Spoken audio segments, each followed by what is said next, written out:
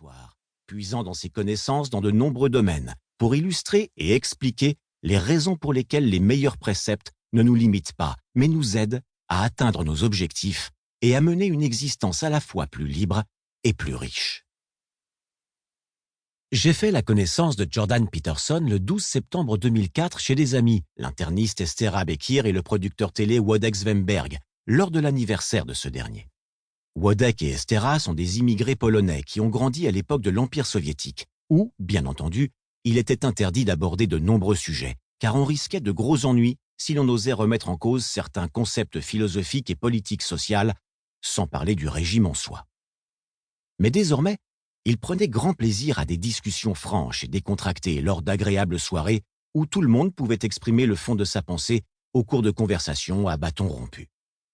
Chez eux, la règle était « dites ce que vous pensez ». Quand la discussion prenait un tour politique, des personnes de sensibilités différentes échangeaient et n'attendaient que ça, d'une manière qui se fait de plus en plus rare. Il arrivait parfois que Wodek exprime des opinions, ou des vérités aussi explosives que ses éclats de rire. Ensuite, il étreignait celui ou celle qui l'avait fait rire ou qui l'avait poussé à révéler le fond de sa pensée avec passion. C'était le meilleur moment de ces soirées. Cette franchise, ces étreintes chaleureuses valaient la peine qu'on le titille un peu.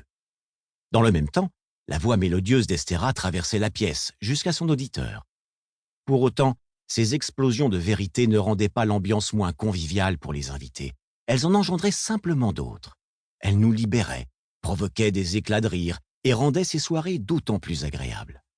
Parce que, avec ces Européens de l'Est, qui avaient connu la répression, on savait toujours à qui on avait affaire, et cette sincérité était revitalisante. Honoré de Balzac décrivit un jour les bals et les fêtes de sa France natale. Il avait constaté qu'il y avait souvent 2 soirées en une. Dans les premières heures, les convives, tout en pose et posture, s'y révélaient ennuyeux, souvent à la recherche de quelqu'un qui les conforterait dans leur beauté et leur statut. Puis, en fin de soirée seulement, après que la plupart des invités avaient pris congé, débutait une seconde fête, la vraie. Là, il n'y avait plus qu'une seule conversation à la fois, à laquelle participait tout le monde, et les airs guindés faisaient place aux rires sincères. Aux fêtes d'Estera et de Wodek, il était inutile d'attendre le petit matin pour profiter d'un tel sentiment d'intimité et de confidentialité, car on l'éprouvait d'entrée. Wodek est un chasseur à la crinière argentée, constamment à l'affût d'intellectuels, sachant repérer ceux qui sont vraiment capables de s'exprimer devant une caméra de télévision et sont aussi authentiques qu'ils en ont l'air, parce que cela se voit tout de suite à l'écran.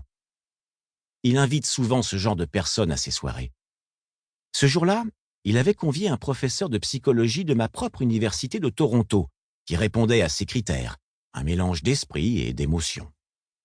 Wodek était le premier à avoir placé Jordan Peterson devant une caméra. Il le considérait comme un enseignant en mal d'étudiant, car il était toujours prêt à expliquer des choses. Qu'il aime la caméra et que celle-ci le lui rende bien était appréciable. Cet après-midi-là, les Zwemberg-Bekir avaient installé une grande table dans leur jardin. S'y trouvaient les convives habituels, en plus de quelques virtuoses du verbe. Nous étions harcelés par des abeilles.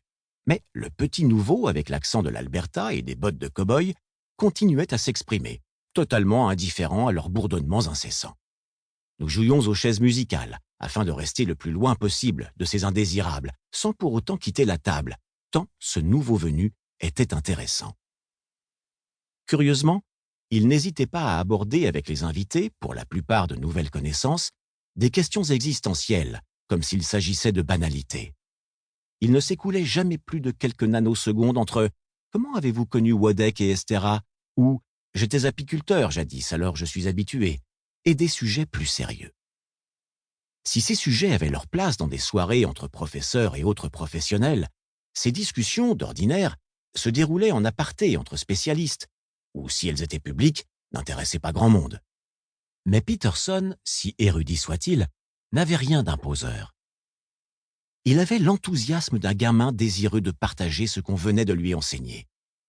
Comme un enfant avant d'apprendre combien les adultes pouvaient devenir ennuyeux, il semblait partir du principe que s'il trouvait un sujet intéressant, ce devait être le cas de tout le monde. Ce cow-boy avait un côté juvénile, se comportant comme si nous avions tous grandi ensemble dans le même village ou la même famille.